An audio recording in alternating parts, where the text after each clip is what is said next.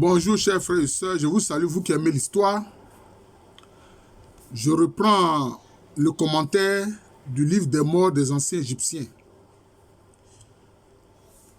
Ce livre-là, j'ai constaté, c'est vrai, il y a des aspects historiques là-dedans, mais il y a aussi le symbolisme là-dedans. Et pour comprendre et mieux expliquer, il faut connaître certaines traditions, certaines coutumes de l'Afrique noire. Et maintenant, par rapport au symbolisme, si tu n'as pas une connaissance du symbolisme, tu ne peux pas commenter le livre des morts des anciens Égyptiens comme il faut. Même si tu as une formation d'égyptologue ou de camitologue. Ça, c'est le constat que j'ai fait. Et puis, moi-même, il y a des mots que je remplace. Par exemple, quand ils mettent formule magique, je remplace ça par formule sacrée. Non, plutôt par parole sacrée. Voilà, par parole sacrée. Alors, donc, nous reprenons le commentaire du livre des morts des anciens Égyptiens. Nous sommes maintenant au chapitre 89, qui est assez long. Et nous espérons pouvoir faire aussi le commentaire du chapitre 90. Voilà. Alors, au niveau du chapitre 89, il a mis une formule pour permettre à l'âme de se réunir à son corps dans l'empire des morts. Donc, parole sacrée plutôt, pour permettre à l'âme de se réunir à son corps dans l'empire des morts. Et, bon, peut-être ce n'est pas la peine que je vous montre, vous ne verrez pas ça bien de toutes les façons. Voilà comment je vais essayer quand même de vous montrer. Voilà comment les anciens Égyptiens représentent les morts. Vous voyez l'âme. Vous voyez comme il y a un homme ailé, un homme qui a des ailes, qui est au-dessus du corps qui est couché là. Voilà. Donc, il représente l'âme, qu'ils appellent Ba, par un homme qui a des ailes. Vous voyez, une tête d'homme qui a des ailes. Voilà. Et c'est très important. Pourquoi? Pourquoi? Parce qu'en fait, quand l'âme sort du corps, l'âme a la capacité de se lever de terre. Il suffit pour cela, de regarder, par exemple, des vidéos, des témoignages sur ce qu'on appelle les émis, c'est-à-dire les expériences de mort imminente, que en anglais on appelle NDA, c'est-à-dire Near Death Experience. Effectivement, les gens constatent que quand leur âme sort de leur corps, c'est-à-dire qu'ils connaissent une décorporation, leur âme s'élève, souvent même jusqu'au niveau du plafond, et puis eux-mêmes, ils voient distinctement leur corps couché. Vous voyez que nos ancêtres égyptiens, anciens égyptiens, ils savaient cela, que l'âme s'élève du sol. Donc c'est pour ça qu'ils représentent cela comme un homme qui a des ailes, hein, voilà, d'oiseau. Alors, maintenant il dit, permettre à l'âme de se réunir à son corps dans l'empire des morts. Il s'agit de quel corps? Il s'agit de quel corps? En fait, pour eux, il y a différents corps. Il y a le corps physique, mais il y a le corps glorieux. Là, il parle, c'est une allusion au corps glorieux. Oui. Même dans le christianisme, il est dit que notre pauvre corps mortel, là, c'est de ce pauvre corps mortel-là que Dieu va créer le corps glorieux, qui est un corps de lumière. C'est à ça qu'ils font allusion ici, hein, à l'âme de se réunir à son corps dans l'empire des morts. Voilà, c'est ça. C'est d'ailleurs pour ça aussi que, puisque c'est par rapport au corps mortel que se fait le corps glorieux, c'est pour ça que nos ancêtres anciens égyptiens momifiaient les corps. Et qu'en Afrique, des populations momifiaient les corps. Notamment les Bétibés, hein, qu'on appelle ordinairement les Eotilés, qui sont en Côte d'Ivoire actuelle, dans la préfecture d'Adiaké, ils momifiaient les corps. Vous voyez, donc c'est cela. C'est le corps glorieux. Vous voyez, c'est le corps glorieux. Et là, c'est représenté comme un homme avec le reste du corps, des ailes et tout ça d'un oiseau. Alors si tu ne comprends pas le symbolisme, tu ne sauras pas que c'est l'âme en fait qui s'élève qui sort du corps, qui s'élève, et que c'est une décorporation en fait. Ça fait allusion à une décorporation, vous voyez. C'est pour ça que je dis que si tu n'as pas une connaissance du symbolisme, tu ne peux pas expliquer comme il faut, hein, le livre des morts des anciens Égyptiens, même si tu es égyptologue. Ça, je le dis franchement. Et ce n'est pas par vanité que je le dis. Maintenant, parole dite par N, c'est-à-dire N, c'est-à-dire l'Osiris N. Voilà, celui qui s'identifie à Osiris et qui est en fait le défunt. Oh, celui qui apporte. Oh, ce coureur qui habite son pavillon. Hein? Bon, en un, ils ont mis, il peut s'agir d'Anubis qui retrouva les membres d'Osiris et les réajusta. Il est couramment appelé celui qui préside au pavillon divin. Bon. Anubis ou Inepu. En fait, on le représente comme un homme enfin. Le reste du corps est un homme, puis avec une tête de canidé, c'est-à-dire une tête de chacal ou bien de chien. Et on dit qu'il est le compagnon des défunts. C'est lui qui guide les défunts dans l'au-delà.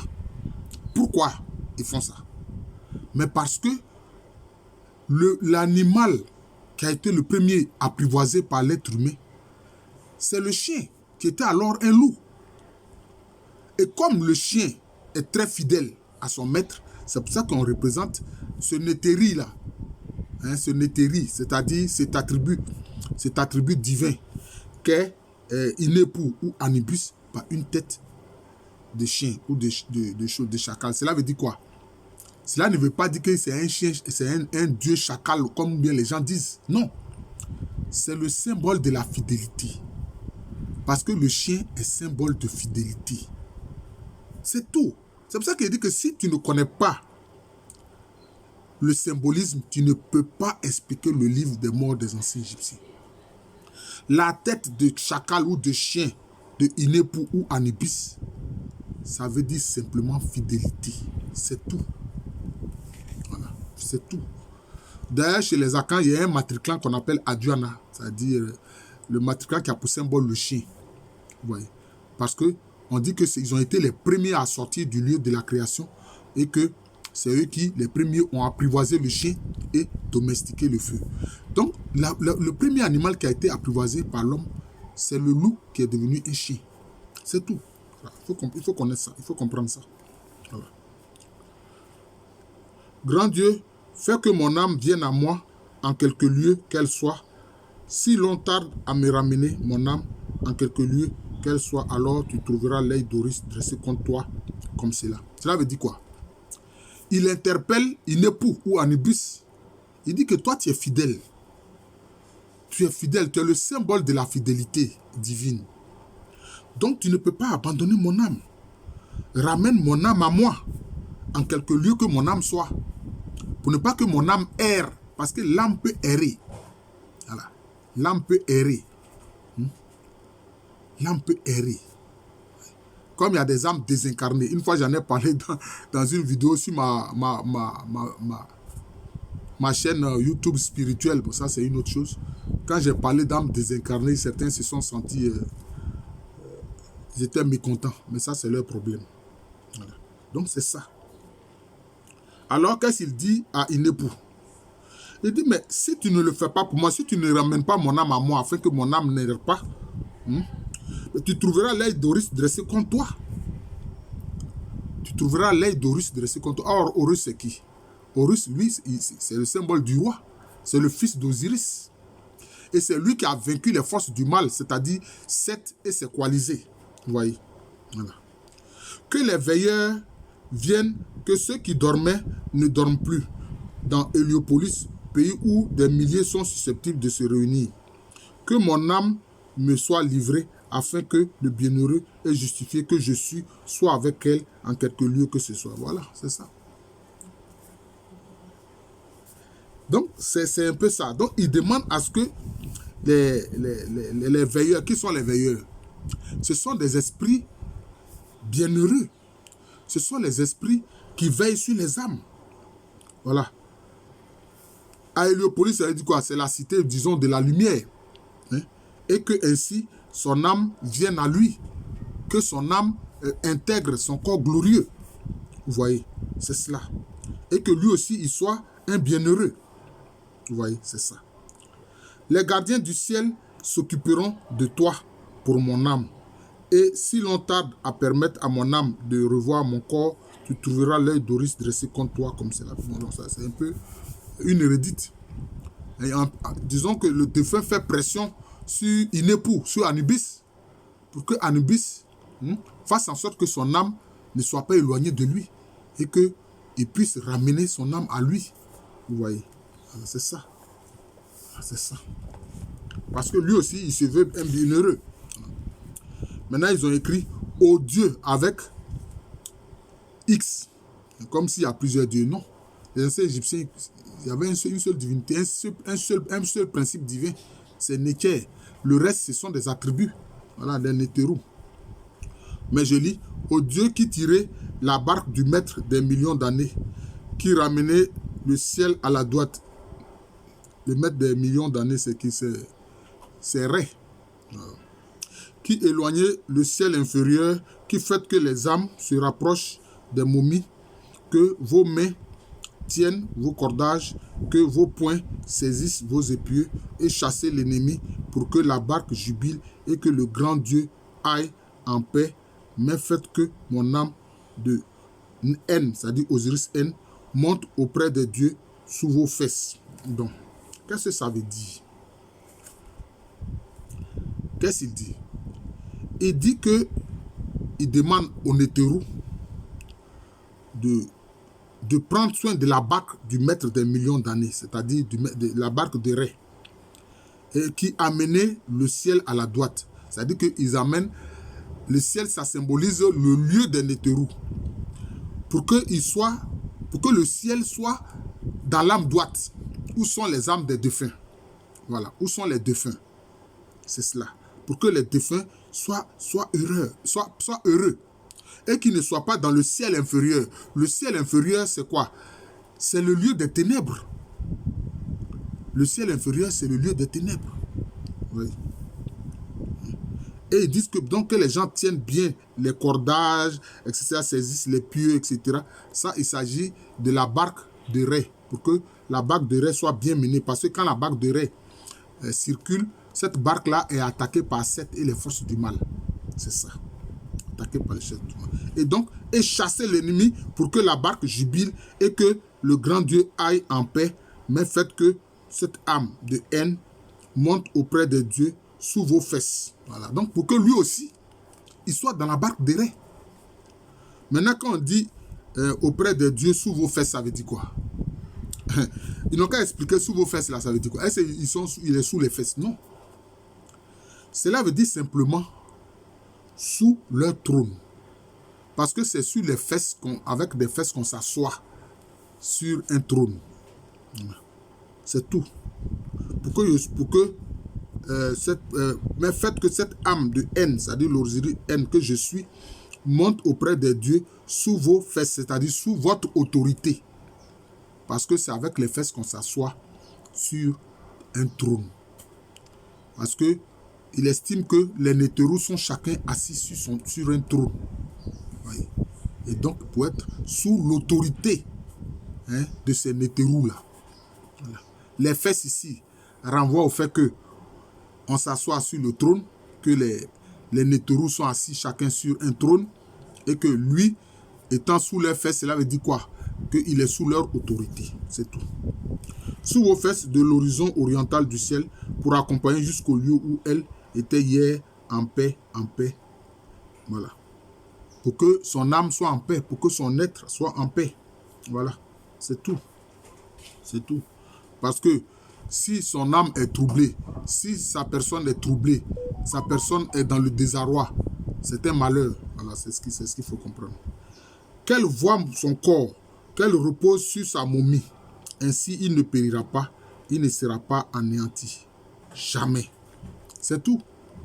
C'est pour la survie de son être, la survie de son âme et de tout, je peux dire, ses corps subtils, son corps glorieux. Voilà. Et même son corps physique qui a été momifié, dont on tire, qui devient le corps glorieux. Voilà, c'est de ça qu'il s'agit.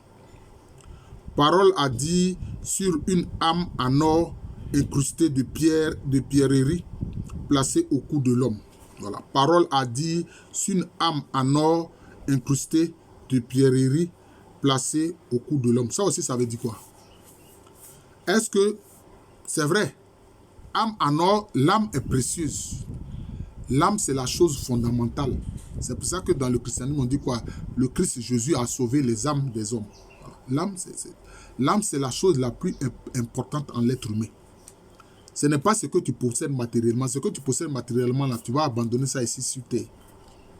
Mais l'âme qui est en toi, là, qui est au-dedans de toi, qui fait que ton corps bouge, ton corps est vivant, là, c'est ça qui est l'élément essentiel.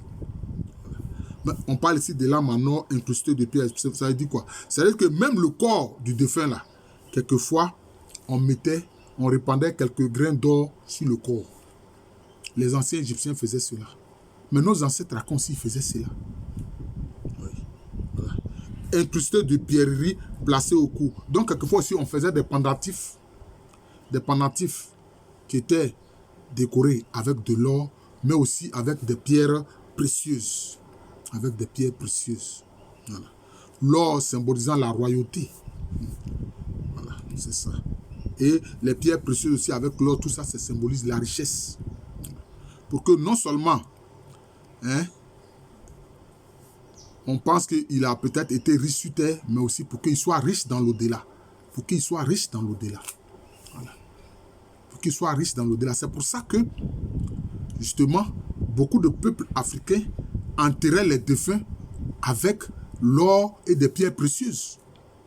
Surtout que, il fallait payer aussi le passage de l'âme de l'autre côté du cours d'eau. Il y a un cours d'eau qui a un passeur et il faut payer la traversée pour être de l'autre côté.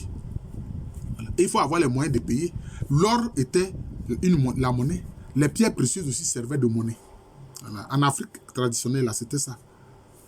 Aujourd'hui, nous avons de l'or et puis on laisse des gens de l'extérieur venir exploiter puis partir avec.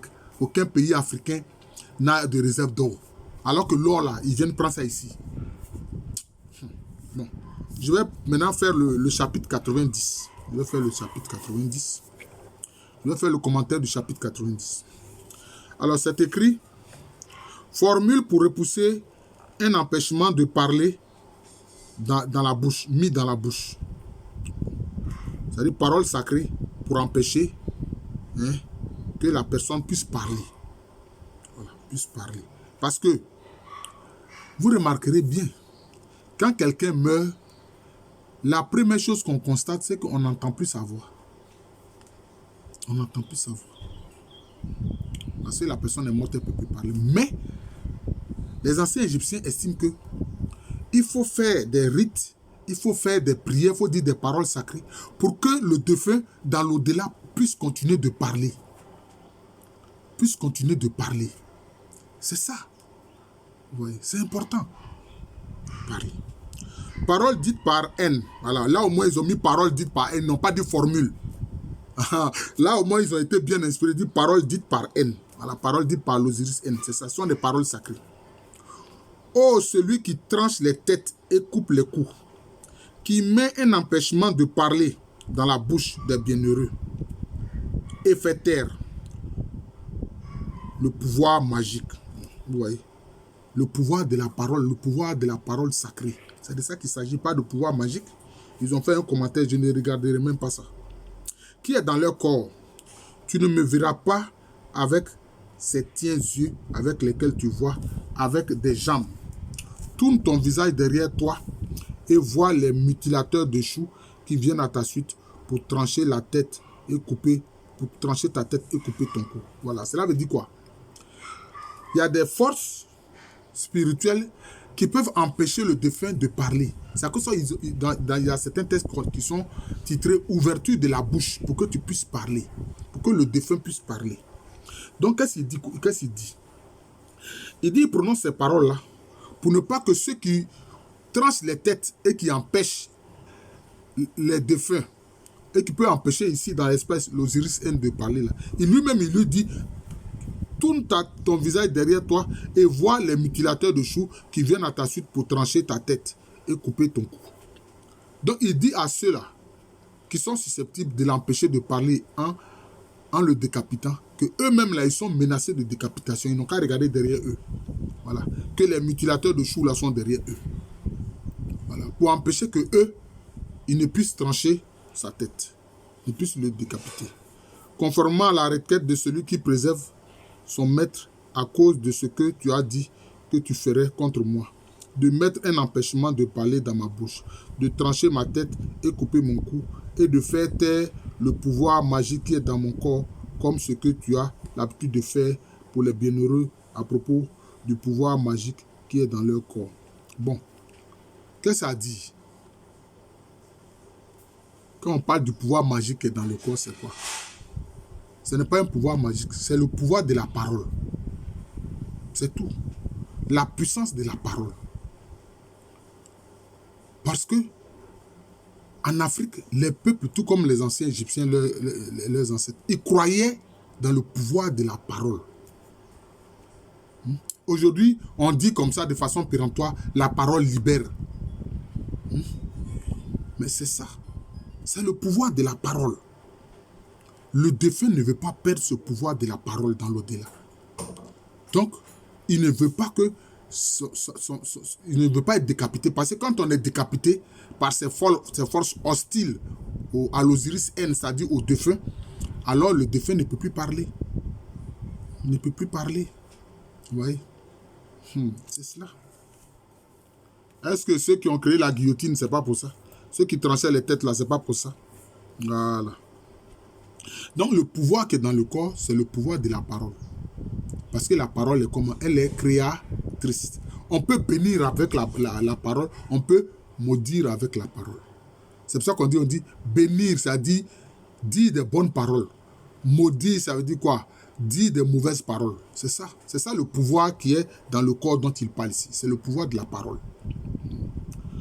Il écrit maintenant, arrière, recule devant ces deux propos, qu'a dit Isis, quand tu vins pour mettre un empêchement de parler dans la bouche d'Osiris par amour pour Seth, son ennemi, en disant à ton sujet que ton visage appartienne à ton derrière. Qu'est-ce qu'il dit ici? Il dit que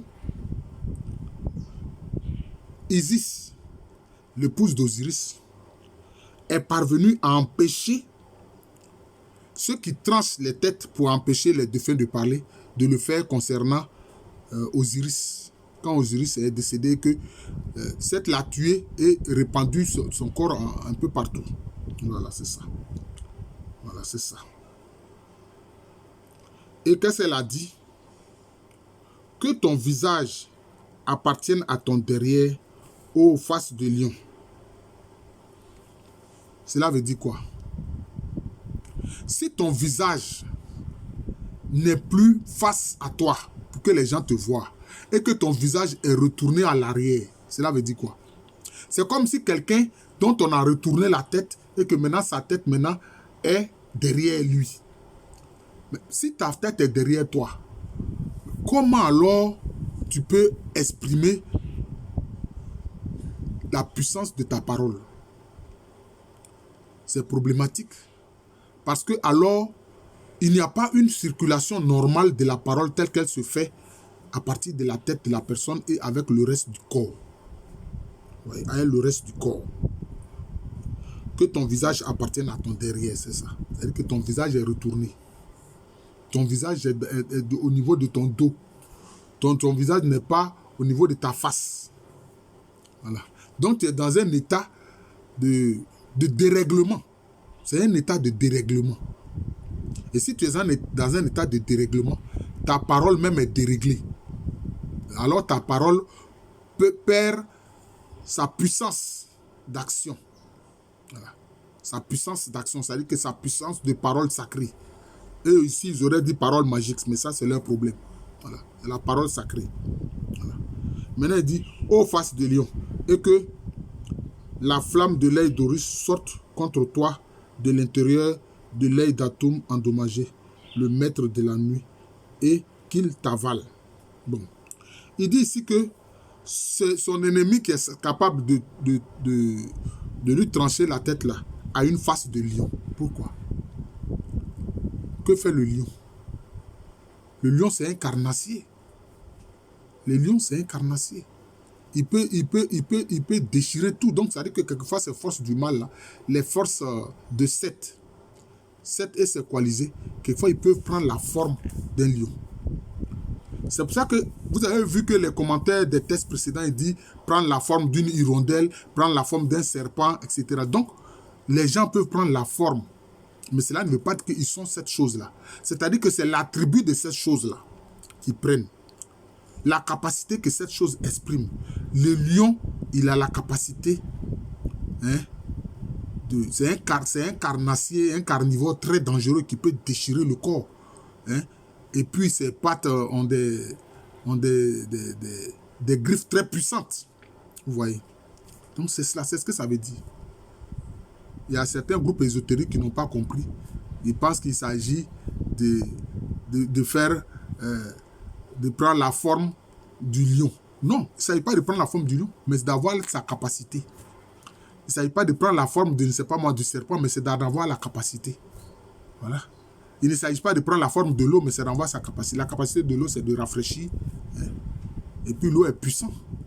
L'eau est puissante quand ses flots sont forts.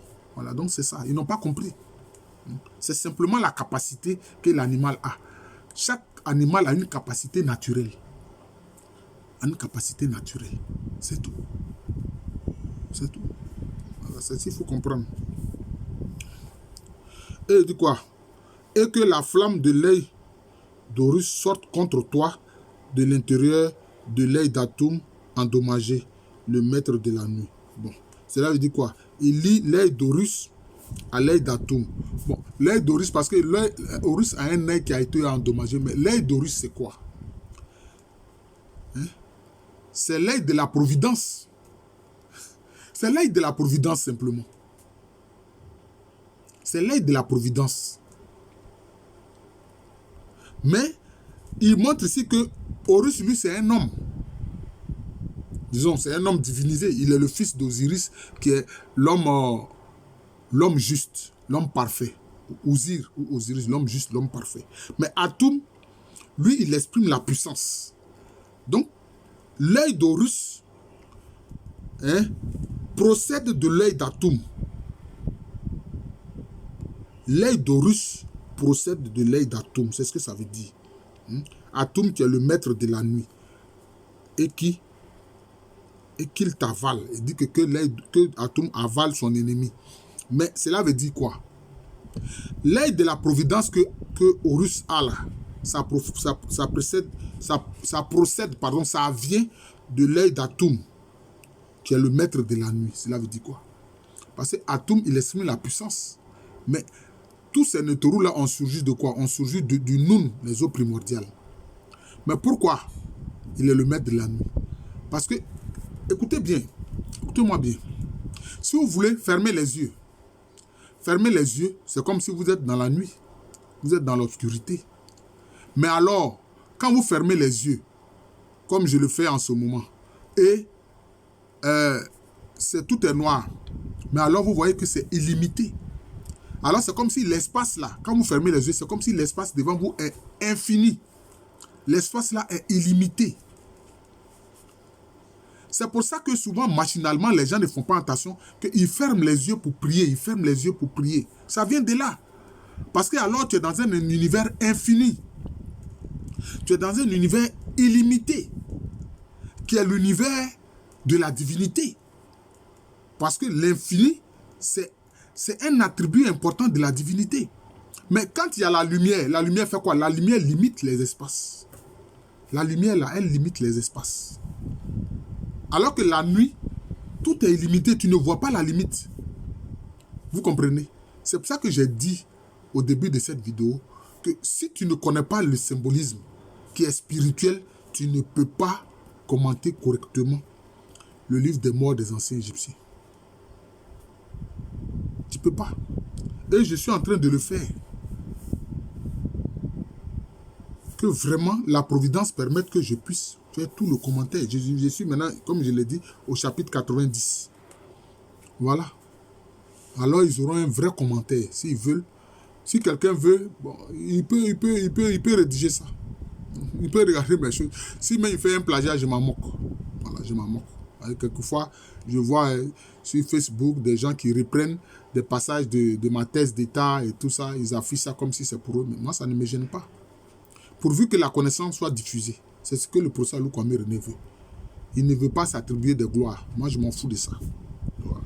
Donc, c'est cela. Vous voyez, l'importance de la nuit. C'est pour ça que même curieusement, on le voit. Hein?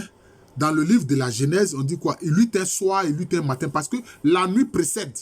Le jour ne vient pas avant la nuit. C'est la nuit qui vient avant. C'est la nuit qui précède. Comprenez? La nuit précède. Le fœtus, là, il est dans le sein de sa maman. Donc, il est dans l'obscurité là-bas. Et puis après, maintenant, il vient au jour. C'est comme ça. La nuit précède. Voilà. C'est pour ça que l'homme noir, là, l'homme basané, là, il précède. L'homme clair, là, est descendu de lui. Ce n'est pas pour rien. Dieu ne fait pas les choses pour rien. Ça a toujours un sens. Et puis maintenant, il dit quoi à son ennemi? Recule devant Osiris, l'homme juste. L'abomination de toi est en lui et vice-versa. C'est-à-dire que Osiris n'aime pas l'ennemi du défunt. Là. Le défunt est en train de dire à son ennemi qui est capable de le décapiter là, que Osiris a horreur de lui. Alors si Osiris a horreur de toi, devant lui, comment toi tu peux venir l'agresser devant Osiris? Tu ne peux pas. Voilà, c'est cela. Recule devant moi. L'abomination de toi est en moi. Ça veut dire quoi? Tout comme Osiris déteste cet ennemi-là, qui voudrait le décapiter, lui aussi il déteste cet ennemi-là, qui voudrait le décapiter. Donc, cela veut dire quoi? Donc, il a le soutien d'Osiris. Voilà. Il a le soutien d'Osiris. Il a la tutelle d'Osiris. Il se dissimule derrière Osiris pour ne pas que cet ennemi-là puisse trancher sa tête et l'empêcher de parler dans l'âme droite, dans l'univers des mots. Voilà, c'est tout. Si tu viens vers moi, je dirai contre toi. Mais si tu ne viens pas vers moi, je ne dirai pas contre toi. Je dirai contre toi, c'est-à-dire je vais parler contre toi. Je dirai contre toi, c'est-à-dire je vais parler contre toi. C'est-à-dire, je vais dire des paroles sacrées qui vont te mettre à mal devant les Nétérous. Mais si tu ne viens pas pour m'agresser, ben je ne dirai rien. C'est ce qu'il dit. Et maintenant, il dit quoi? Recule devant les mutilateurs de choux. Recule devant les mutilateurs de choux. Parce que les mutilateurs de choux, chou est un éthérie. Chou est un éthérie qui est symbolisé par, disons, l'attribut divin du ciel. Alors, les mutilateurs de choux, cela veut dire quoi? Parce que le ciel, c'est considéré comme l'univers des Nétérous. Donc, des grands êtres spirituels. Voilà. Et c'est eux qui peuvent mutiler, c'est-à-dire décapiter, parce que eux, c'est par l'idée de justice, de la marque qu'ils le font, par rapport à la vérité et la justice. Voilà. Si tu es un coalisé de sept et que toi tu œuvres dans le mal, ben les mutilateurs de choux vont te mutiler. Ils vont te décapiter pour empêcher que tu puisses parler. Mais lui, il fait quoi? Il s'identifie à Horus. Il s'identifie à Osiris, qui sont des êtres justes, des hommes parfaits. Donc lui, il ne craint pas que les mutilateurs de choux le mutilent. Mais ce qu'il craignait et contre lequel il s'est défendu, c'est que les coalisés de Seth, les forces du mal, puissent attenter à sa personne et le décapiter. Voilà. Je vous remercie. Je suis le professeur Alou Kwame René, professeur titulaire d'histoire à l'université Félix Houphouët-Boigny, une université qui est à Abidjan. C'est dans le quartier de Cocody. C'est en Côte d'Ivoire, un pays situé en Afrique de l'Ouest. Merci encore et bonne journée à tous.